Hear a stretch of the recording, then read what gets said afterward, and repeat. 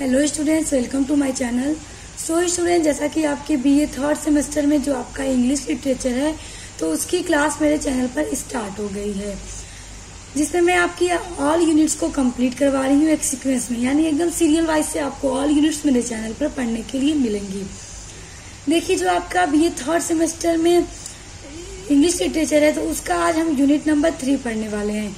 Unit number 1 and 2 मैंने complete करा दिया और उसकी प्लेलिस्ट बना दी है। प्लेलिस्ट में और वीडियोस मैं ऐड करती जाऊंगी, आप लोग प्लेलिस्ट को ओपन करके पढ़ते रहिए। देखिए, जो आपका यूनिट नंबर 3 है वो है लिटरेरी टर्म्स, ड्रामा, यानी कि ड्रामा के जो भी लिटरेरी टर्म्स हैं, लिटरेरी जो डिवाइस है वो हमें पढ़ना है अपने यूनिट नंबर 3 के अंदर। तो देखिए, जो कि पहला इसमें जो हमारा लिटरेरी टर्म है वो है फ्लैशबैक। देखिए, फ्लैशबैक का मतलब होता है अतीत अवलोकन। देखिए, जो फ्लैशबैक होता है, हम पहले इसकी मीनिंग समझते हैं। देखिए, जो फ्लैशबैक होता है तो उसका मतलब होता है रिमेम्बरेंस, यानी याद करना या स्मृति, यानी कि पास्ट में जो कुछ हुआ हो तो अगर हम उसको प्रेजेंट में रिकॉर्ड करेंगे या अचानक से हमारे प्रेजेंट टाइम में हमारे पास्ट में कोई हमारे साथ घटना हुई हो वो हमें याद आ जाए तो वो हमारा होता है फ्लैशबैक। तो देखिए, a flashback is a scene that takes place before a story begins. Flashback interpret the chronological order of the main narrative to take a reader back in time to the past event in character's life। यानी एक drama है या आप एक movie देख रहे हैं, चलिए एक मूवी का एग्जांपल ले लेते हैं। तो क्या होता है कि जो उसमें मेन हीरो होता है, जो कैरेक्टर होता है, हो सकता है उसके साथ पास्ट में कोई घटना हुई रही हो जो अभी तक मतलब जो ऑडियंस है उनको पता नहीं है। हम मूवी देख रहे हैं, हमें पता नहीं है कि कैरेक्टर के साथ पास्ट में क्या हुआ था, लेकिन अचानक से क्या होता है कि पूरी की पूरी मूवी अचानक से पास्ट में चली जाती है, और एक्टर के साथ जो भी चीजें घटित हुई थी, जो भी घटनाएं हुई थी, वो सारी चीजें हमें दिखने लगती हैं। यानी कि मूवी को फ्लैशबैक में डाल दिया जाता है और जो भी पास्ट में हुआ था उसके साथ उसको दिखाया जाने लगता है, ताकि जो ऑडियंस है उनको कहीं पर भी कंफ्यूजन क्रिएट ना हो और उनको सारा ड्रामा अच्छे से समझ में आ जाए। A writer uses this literary device to help readers better understand present-day elements in the story or learn more about a character। देखिए, एक राइटर इस लिटरेरी टर्म को यूज करता है हेल्प रीडर, यानी कि जो रीडर है, जो ड्रामा को पढ़ रहा है या जो भी मूवी को देख रहा है, तो उसका अंडरस्टैंडिंग, जो प्रेजेंट टाइम में उसकी अंडरस्टैंडिंग है मूवी को लेकर या ड्रामा को लेकर, तो उसे अच्छे से समझ आ जाए। जैसे हम ही कभी मूवी देखते हैं, क्या होता है कि हमें अच्छे से समझ नहीं आता ये क्या हो रहा है, लग रहा है इसके साथ पास्ट में कुछ हुआ था, हमारे माइंड में ऐसा कुछ आता रहता है। फिर क्या होता है कि पूरी की पूरी मूवी ही फ्लैशबैक में चली जाती है और हमें पास्ट में जो भी उसके साथ हुआ था दिखने लगता है। तो राइटर इसका यूज तब करता है ताकि रीडर को पूरी अच्छे से अंडरस्टैंडिंग हो सके, ताकि जो भी ड्रामा में हो रहा है उसको अच्छे से पूरा समझ सके कैरेक्टर के बारे में। तो आई होप आप फ्लैशबैक समझ गए होंगे। देखिए, दूसरा आपका लिटरेरी टर्म्स है फॉइल। देखिए, फॉइल भी एक ड्रामा का लिटरेरी डिवाइस है। देखिए, a character who is presented as a contrast to a second character so as to point to or show to advantage some aspect of the second character। देखिए, foil वो होता है जिसमें एक character है, एक कैरेक्टर को उस कैरेक्टर की जो भी अच्छी चीजें हैं उस कैरेक्टर के अंदर, तो उसको दूसरे कैरेक्टर के कंट्रास्ट के द्वारा दिखाया जाता है, उसके एडवांटेजेस को कैसे दिखाया जाता है। फॉर एग्जाम्पल देखिए, एक कैरेक्टर है किसी भी ड्रामा में, तो अगर उसके चरित्र को दिखाना है तो उसके चरित्र को दिखाने के लिए फॉइल का यूज किया जाता है। एक एग्जाम्पल के थ्रू समझिए। देखिए, अगर एक कैरेक्टर है एक ड्रामा के अंदर जो कि बहुत ज्यादा बहादुर है, बहुत कॉन्फिडेंस वाला है, तो उसके अपोजिट भी एक उसके साथ चलने वाला कैरेक्टर होगा उस मूवी में जिसको बहुत ही ज्यादा बुजदिल और डरपोक दिखाया जाएगा। तो उससे क्या होगा कि हम जब मूवी देखते हैं, एक डरपोक होता है, एक बहादुर होता है, तो हम जब देखते हैं कोई मूवी तो क्या कहते हैं, यार ये तो बहुत डरपोक है, बहुत बुजदिल है, हर मौके पर ये डर जाता है, और इसको देखो ये कभी नहीं डरता, ये हमेशा आगे आगे रहता है, ये बहुत ही बहादुर है, बहुत ही कॉन्फिडेंस वाला है, इसको अपने आप पर बहुत भरोसा है।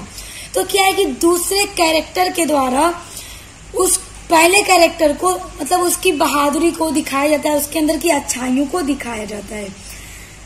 तो देखिए कंट्रास्ट के द्वारा क्या होता है, इसको बोला जाएगा कंट्रास्ट के द्वारा एक कैरेक्टर को हाईलाइट किया जाता है। कंट्रास्ट का मतलब यही हुआ कि दूसरे कैरेक्टर को बुज़दिल दिखाकर मतलब एक और कैरेक्टर को क्या होता है कि उसको हाईलाइट किया जाता है मूवी में। जैसे हम कोई मूवी देखते ही हैं, एक विलेन होता है या फिर विलेन ना मान ले उसका दोस्त ही है एक्टर का, हीरो का, वो थोड़ा डरपोक है, हीरो बहुत बहादुर है, हम कहते हैं ना कि बहुत बहादुर है, तो उसको बुज़दिल दिखा के इसको बहादुर दिखाया जा रहा है।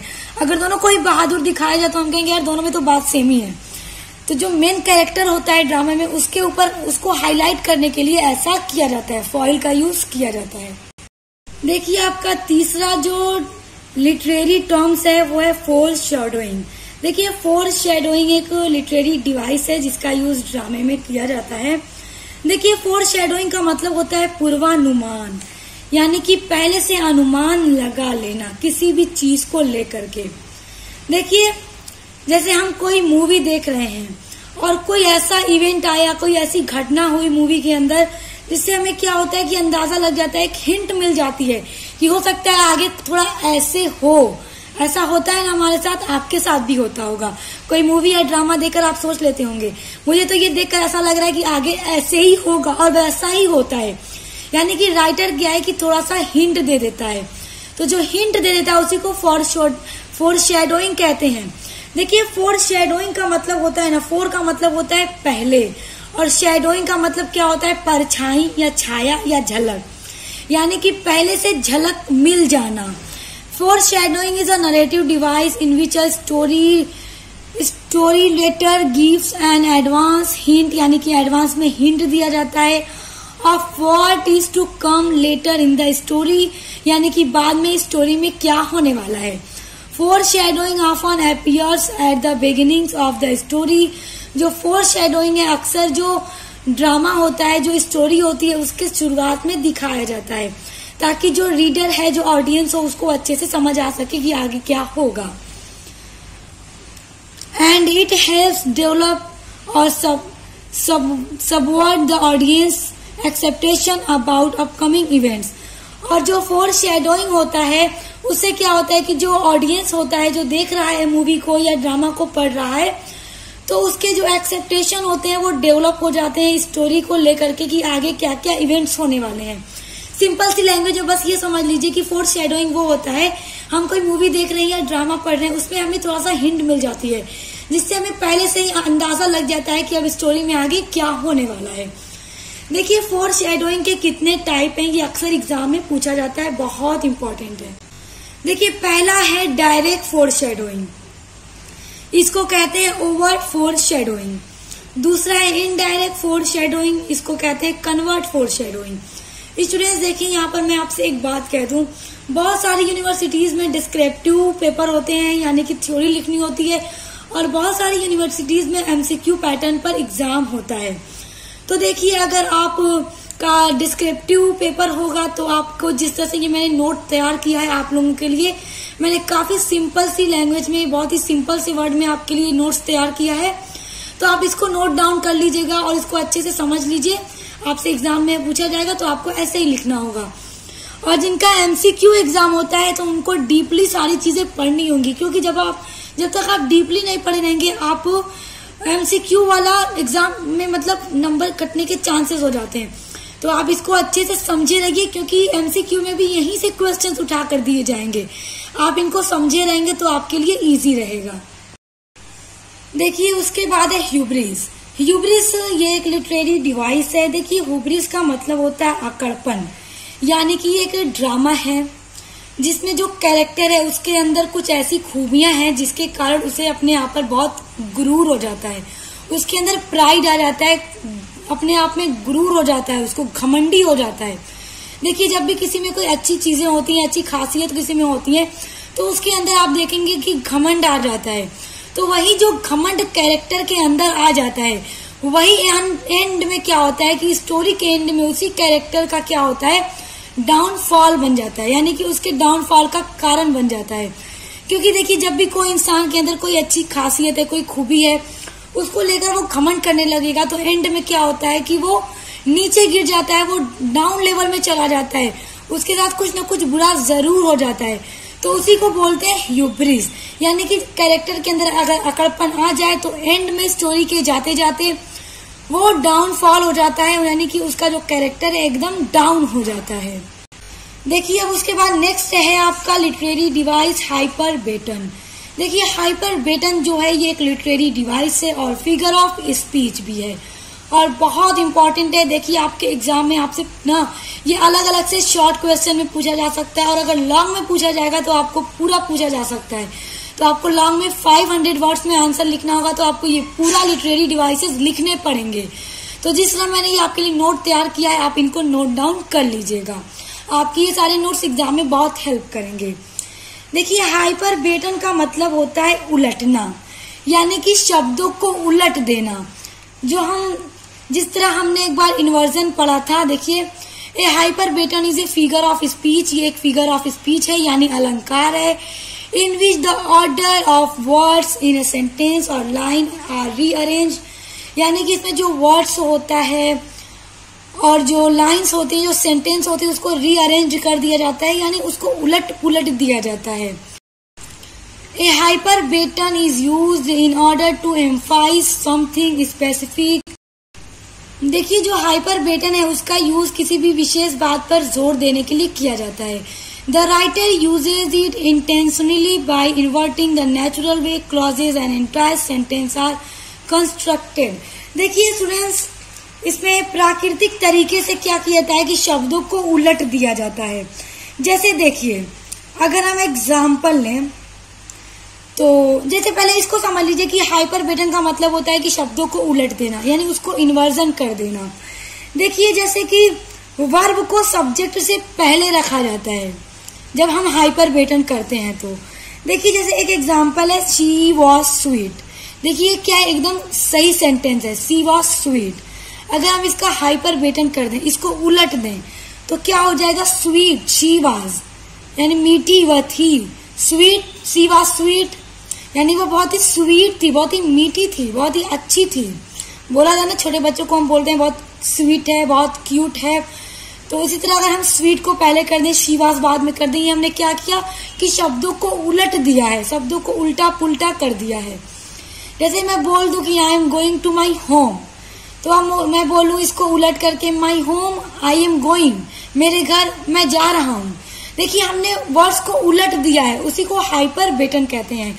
और अक्सर ड्रामे के अंदर या स्टोरी के अंदर जो राइटर होते हैं वो कुछ न कुछ शब्दों का हाइपरबेटन कर देते हैं, यानी उनको उलट देते हैं।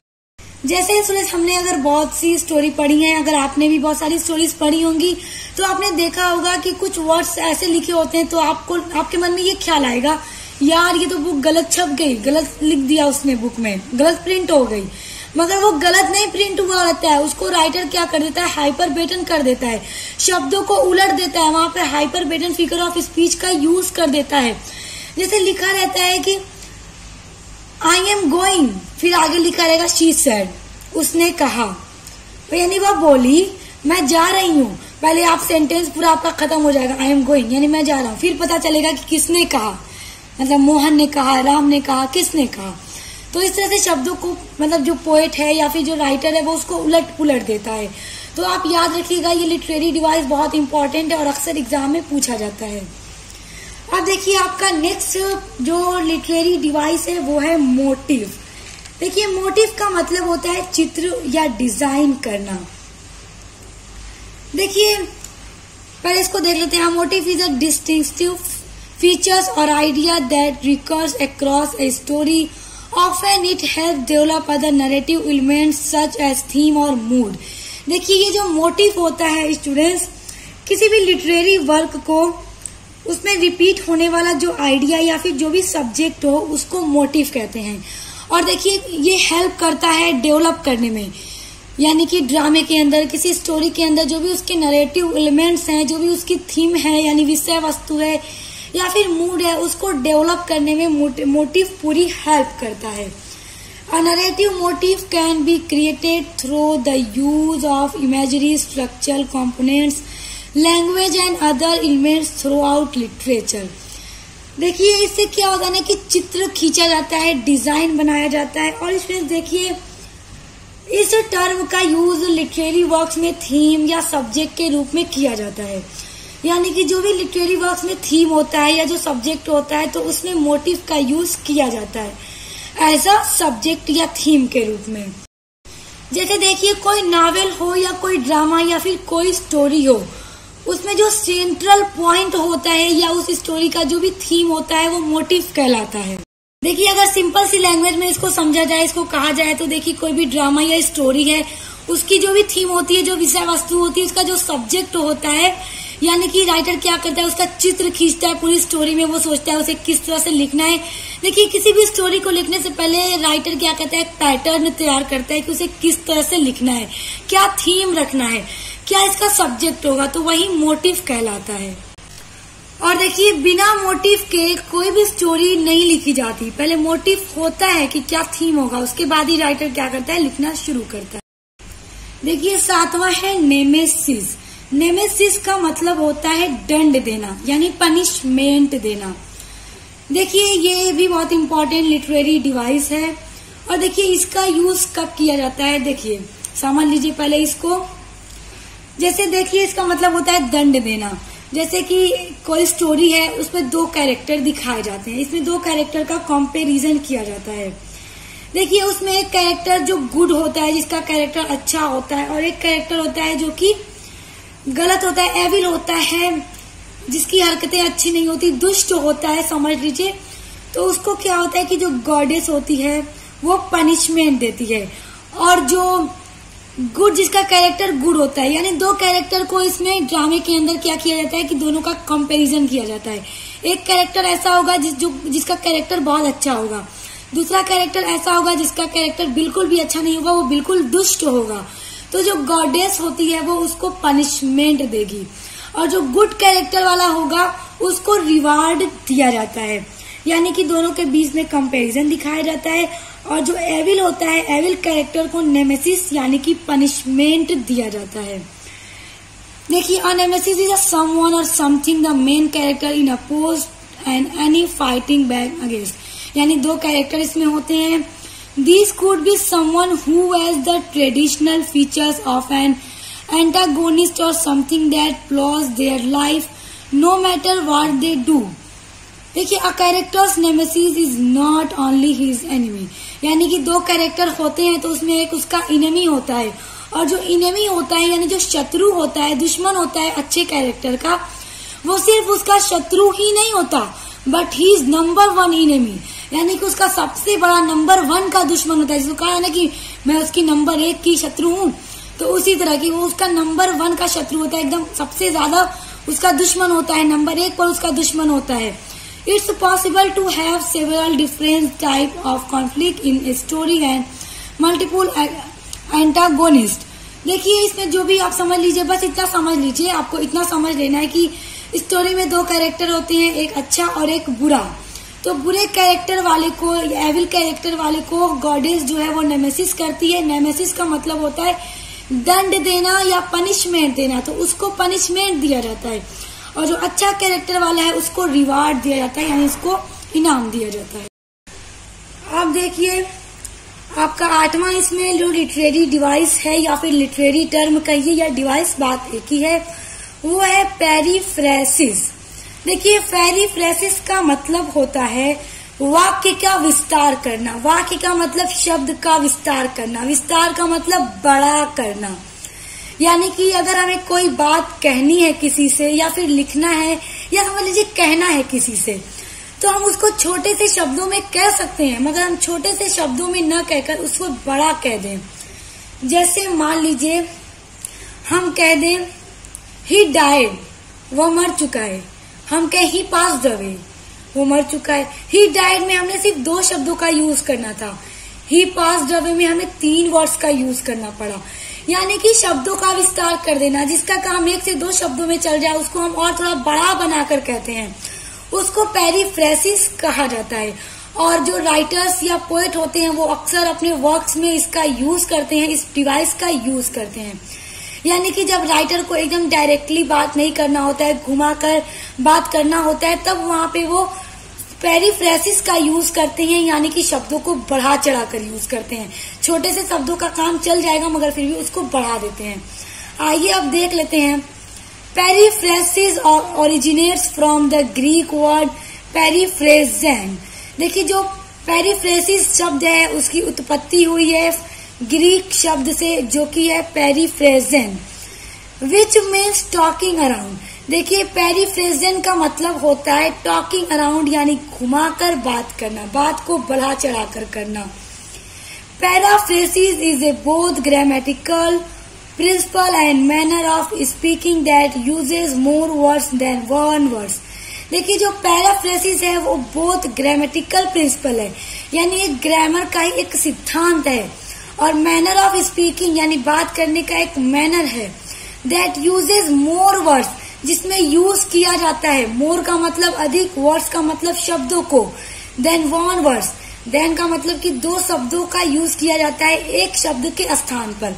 तो इससे समझ लीजिए कि जहाँ एक शब्द से काम चल जाए वहां पर पोएट या राइटर दो शब्दों का या दो से ज्यादा शब्दों का यूज करता है, शब्दों को बढ़ा चढ़ा देता है, शब्दों को विस्तार कर देता है। अब देखिए describing someone as more intelligent instead of smarter.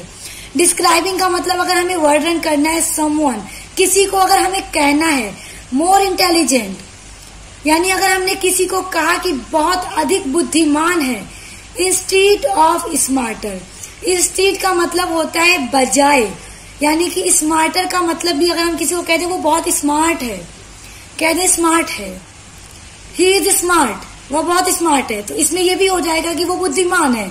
अगर हम इस तरह न कहकर बोले ही इज मोर इंटेलिजेंट, देखिए अब ही इज स्मार्ट से बड़ा शब्द हो जा रहा है, ही इज मोर इंटेलिजेंट। तो अगर हम स्मार्ट की जगह पर मोर इंटेलिजेंट का यूज करें तो समझ लीजिए यहाँ पर पैराफ्रेसिस का यूज हो रहा है। चूजिंग अ टू वर्ड्स, जहाँ पे चूज किया जाता है दो शब्दों को। डिस्क्रिप्शन का मतलब वर्णन करने के लिए, इंस्टीड का मतलब होता है बजाय, ऑफ द वन वर्ड्स, यानी एक शब्द के बजाय जहां पर दो शब्दों को यूज करने के लिए चूज किया जाए वो हो जाएगा हमारा पैराफ्रेसिस। देखिए यहाँ पर इक्विवेलेंट लाइक मोर लेंथी, अगर हम कहना है कि मोर, देखिए अगर हमें कहना है लॉन्गर तो हमने लॉन्गर ना कह के कह दिया मोर लेंथी, यानी कि बहुत लंबा, लंबा, बहुत लंबा, तो यहाँ पर हमने बड़े शब्दों को चुना। देखिए यानी कि is one way to use paraphrasis, यानी कि समझ लीजिए कि जहां पर एक शब्द से काम चल जाए मगर हम ज्यादा लंबे शब्दों का यूज करते हैं वो हमारा पैराफ्रेसिस है। फॉर एग्जाम्पल देखिए अगर आप एग्जाम में इसका एग्जाम्पल लिख देंगे तो और भी अच्छा है, आपको अच्छे मार्क्स मिलेंगे।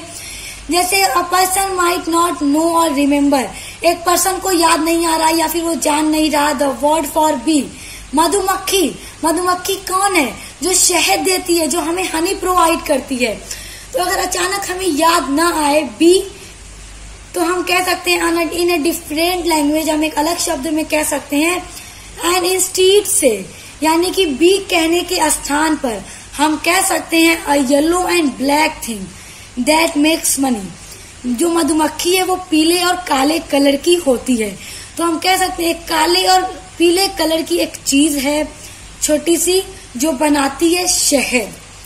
अगर हम बी कह देते, बी हमें हनी प्रोवाइड करता है, तो छोटे से शब्द में बात हो जाती, मगर यहाँ पे हमने बड़े शब्द का यूज किया, यानी हमने पैराफ्रेसिस का यूज किया। तो उम्मीद करती हूँ आपको ये बहुत अच्छे से समझ में आ गया होगा और एग्जाम में आएगा तो आई होप आप लिख लेंगे। अब देखिए आपका जो नेक्स्ट लिटरेरी डिवाइस है या ड्रामा का जो टर्म है वो है पोर्टमैंट्यू। देखिए पोर्टमैंट्यू का मतलब होता है जहाँ पर दो शब्दों के मेल से एक नया शब्द बनता है परंतु वह सेम अर्थ रखता हो, यानी कि हमने दो शब्दों को मिला करके एक नया शब्द बना दिया और उस नए शब्दों को जो हमने बनाया है वो भी उन्हीं दोनों शब्दों की तरह एक सेम अर्थ रखता हो। जो दो शब्द अर्थ रख रहे थे, जो मीनिंग बता रहे थे, वो नया शब्द भी हमें वही मतलब बताता हो, तो उसे पोर्टमैंट्यू कहा जाता है। आइए इसको देखते हैं।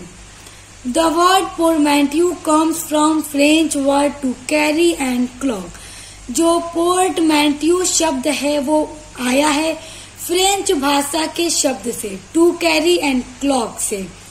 अब देखिए, अ पोर्टमैंट्यू इज अ लिटरेरी डिवाइस ये क्या है, एक लिटरेरी डिवाइस है। It occurs when the writers join 2 or more words. It का मतलब यह, अकर्स का मतलब घटित होती है, यानी यहाँ पर यूज होती है या घटित होती है व्हेन, जब द राइटर जो लेखक है ज्वाइन करता है 2 or more वर्ड्स को टुगेदर, यानी कि जब 2 और 2 से ज्यादा शब्दों को एक साथ ज्वाइन किया जाता है, जोड़ा जाता है, टू क्रिएट बनाने के लिए अ न्यू वर्ड, एक नए शब्द को, यानी कि जब राइटर 2 शब्दों को जोड़ता है एक नया शब्द बनाने के लिए, तो वो पोर्टमैंट्यू कहलाता है। और अक्सर पोएट्स अपने, या पोएट हो गया या फिर राइटर हो गया, अपने वर्क्स में पोर्टमैंट्यू का यूज जरूर करता है। The new words also shares the same meaning as the original words. और जो हमने नया शब्द बनाया है वो ठीक हमें वही शब्द बताता है जिस शब्दों के मेल से वो बना है। So when combined the 2 words come together in a new way. जब हम 2 शब्दों को मिलाते हैं तो वो जब एक साथ नए वे में आ जाते हैं, तब भी वो हमें वही ओरिजिनल मीनिंग ही बताते हैं। एग्जाम्पल के थ्रू समझ लीजिए कि कैसे नया शब्द बनने के बाद भी हमें वही मीनिंग बताता है। देखिए ये एग्जाम्पल आप लोग एग्जाम में जरूर लिखिएगा। देखिए ब्रंच का मतलब समझिए, हम जो नाश्ता सुबह में करते हैं, ब्रेकफास्ट करते हैं 9 बजे मान लीजिए, तो हम 9 बजे ब्रेकफास्ट न करके अगर 12 बजे करें, 12 नहीं 11:30 मान लीजिए, 11:30 बजे करें, और दोपहर का जो हम लंच 2 बजे करते हैं, हम 2 बजे न करके भी 11:30 12 के बीच में करें, तो हम उसमें लंच का भी कुछ फूड शामिल करें, और ब्रेकफास्ट यानी जो सुबह में हम ब्रेकफास्ट करेंगे उसके भी कुछ ब्रेकफास्ट के जो भी फूड्स हैं हम उसको शामिल करें। यानी कि हम ब्रेकफास्ट और लंच दोनों को जब हम एक साथ खाएंगे तो वो हमारा ब्रंच हो जाएगा। यानी हम 11:30 के 12 बजे के बीच में ब्रेकफास्ट के भी कुछ खाने खाएंगे और लंच का भी खाएंगे। तो ये हो गया कि हमने ना सुबह में 9 बजे ब्रेकफास्ट किया, ना दोपहर में लंच किया, हमने डायरेक्ट 12 बजे क्या किया, ब्रेकफास्ट लंच दोनों को खाने को मिलाकर एक साथ हल्का खाना खा लिया। तो ये हमारा हो जाता है ब्रंच। तो आप देख सकते हैं कि ब्रेकफास्ट एंड लंच को मिलकर बनता है एक नया शब्द ब्रंच, जिसका वही अर्थ है कि नाश्ता और दोपहर का खाना जब हम मिलाकर एक साथ खाते हैं, यानी कि मिड मतलब कि ना सुबह में एकदम ना एकदम दोपहर में, बीच में खाते हैं। The resulting words refers to a meal in between breakfast and lunch. तो देखिए क्या रिफर कर रहा है नया वर्ड, कि जो हमने खाना खाया, ब्रंच जो हमने किया, वो दोपहर और लंच दोनों का खाना हो गया। Maintaining the same meaning of the original words and referring to a single concept. यानी कि एक नया शब्द बनने के बाद वो 2 शब्दों का एक नया अकेला कॉन्सेप्ट क्लियर कर रहा है। हम बोलेंगे ब्रेकफास्ट लंच हमने दोनों कर लिया, अगर हमने दोनों को मिलाकर एक साथ 12 बजे खाया है तो हम बोलेंगे यस मैंने ब्रंच कर लिया, यानी हमने नाश्ता और लंच दोनों कर लिया। तो आप देख सकते हैं 2 शब्दों के मेल से एक नया शब्द बना, और वो शब्द भी वही मीनिंग रखता है जो ब्रेकफास्ट और लंच रखता है। तो उम्मीद करती हूँ पोर्टमैंट्यू क्या है आप अच्छे से समझ गए होंगे। देखिए आपका नेक्स्ट जो लिटरेरी टर्म्स है वो है प्रोलॉग। देखिए प्रोलॉग क्या होता है, जब ड्रामा को शुरू करने से पहले अब उस ड्रामा में क्या चीजें होने वाली हैं हम उसको प्रस्तुत करते हैं, हम प्रस्तावना देते हैं, प्रस्तावना लिखते हैं, उसको प्रोलॉग कहा जाता है। देखिए समझिए इसको सिंपल सी लैंग्वेज में, कि जब ड्रामा शुरू होने वाला है तो उसमें क्या होगा उसके बारे में जो हम लेख पहले लिखते हैं, उसको प्रस्तुत करते हैं, उससे हम बोलते हैं प्रस्तावना। जैसे अगर हम हिंदी में एस्से लिखते हैं तो पहले हम अगर एस्से लिख रहे हैं जो भी टॉपिक पर, जैसे हम अगर लिखते हैं अपने स्कूल पर एस्से, तो पहले हम अपने स्कूल का एक प्रस्तावना देंगे अपने स्कूल के बारे में, उसके बाद हम अलग अलग हेडिंग डाल के लिखना शुरू कर देंगे। The word prologue is the opening to a story that come before the first page और चैप्टर। जो प्रोलॉग है उसे हिंदी में प्रस्तावना कहते हैं, और यह स्टोरी शुरू होने से पहले प्रेजेंट की जाती है। देखिए उसके बाद ये जो प्रोलॉग होता है वो फ्रंट पेज होता है, समझ लीजिए फर्स्ट पेज होता है ड्रामा या किसी स्टोरी का, जिसमें हमें यह पता लगता है कि अब ड्रामा में आगे क्या होने वाला है, उसको सारी चीजें को थोड़ा थोड़ा प्रस्तुत कर दिया जाता है। यानी ये पहला चैप्टर होता है जहां से ड्रामा शुरू हो रहा है। It is use to establish context और टू प्रोवाइड नेसेसरी डिटेल्स। इसका यूज किया जाता है एस्टेब्लिश करने के लिए यानी स्थापना करने के लिए कॉन्टेक्स्ट को, जो ड्रामे का कॉन्टेक्स्ट होने वाला है, और प्रोवाइड करने के लिए कुछ नेसेसरी यानी इम्पोर्टेंट डिटेल्स को प्रोवाइड करने के लिए प्रोलॉग का यूज किया जाता है। द वर्ड प्रोलॉग, जो प्रोलॉग शब्द है वो कम आया यानी कम फ्रॉम द ग्रीक, यह आया है ग्रीक मीनिंग बिफोर वर्ड्स, यानी कि पहले के वर्ड से, यानी कि सबसे पहले ड्रामा में प्रोलॉग को दिखा दिया जाता है। It is the opening to a story, prologue से एक स्टोरी की शुरुआत होती है। The prologue is often used to establish the context and provide background details to the story and the characters involve in it. देखिए, अगर कोई drama शुरू होने वाला है तो उसमें जो प्रस्तावना, जो प्रोलॉग दिखाया जाता है, उसका यूज इसलिए किया जाता है कि जो आगे स्टोरी में होने वाला है, स्टोरी का क्या बैकग्राउंड होने वाला है, उसकी थोड़ी सी डिटेल्स को प्रोवाइड करने के लिए ऑडियंस को प्रोलॉग दिखाया जाता है, प्रोलॉग को लिखा जाता है, और उसमें जो स्टोरी का कैरेक्टर होगा, जो चरित्र होगा, उसको भी इन्वॉल्व किया जाता है कि इसका किस तरह का कैरेक्टर होने वाला है स्टोरी में। तो आप इस तरह से समझ लीजिए कि ड्रामा को शुरू करने से पहले जो भी उसके बारे में थोड़ा सा लेख लिखा जाता है कि आगे ड्रामा का क्या बैकग्राउंड है, तो वो हमारा प्रोलॉग होता है। अब आ जाते हैं आपके नेक्स्ट लिटरेरी डिवाइस पे या टर्म पे, एपिलॉग। एपिलॉग का मतलब होता है कॉन्क्लूजन या फिर उपसंहार। देखिए, जब भी the word epilogue come from the Greek epilogos which means conclusion words. जो एपिलॉग शब्द है वो ग्रीक भाषा के एपिलोगोस से बना है, और एपिलोगोस का मतलब होता है कॉन्क्लूजन वर्ड्स, यानी ऐसा शब्द जो पूरे ड्रामा का निष्कर्ष देता हो। हम अगर कोई स्टोरी पढ़ रहे हैं, पूरी स्टोरी हमने पढ़ ली, अब स्टोरी को पढ़ने के बाद नीचे कॉन्क्लूजन लिखा गया होगा कि इसको पढ़ने के बाद अब क्या निष्कर्ष है, पूरी स्टोरी का क्या निचोड़ है, तो वही एपिलॉग कहलाता है। It always come at the end of the literary works, और ये हमेशा आता है एंड में यानी अंत में of A literary works. Literary जो साहित्यिक वर्क हैं, जो भी ड्रामा, नॉवेल, स्टोरी जो भी हो, उनके अंत में एपिलॉग आता है, जो कि पूरे स्टोरी या ड्रामा का उपसंहार या उसका कॉन्क्लूजन होता है। Therefore opposite of a prologue which always come at the beginning, इसीलिए जो प्रोलॉग है which always comes at the beginning, देखिए जो एपिलॉग है वो प्रोलॉग का अपोजिट होता है, क्योंकि प्रोलॉग हमेशा स्टोरी के शुरू में आता है जिसमें स्टोरी के बैकग्राउंड को बताया जाता है, और एपिलॉग हमेशा स्टोरी के एंड में आता है जिसमें पूरे स्टोरी का कॉन्क्लूजन दिखाया जाता है। तो स्टूडेंट्स, आपकी जो यूनिट नंबर 3 है लिटरेरी टर्म्स, ड्रामा की जो लिटरेरी टर्म्स हैं वो पूरी कंप्लीट हो गई, और ये जो आपके लिटरेरी टर्म्स हैं आप इनको नोट डाउन कर लीजिए, क्योंकि आपके एग्जाम में आएगा तो आपको इसी तरह से लिखना होगा।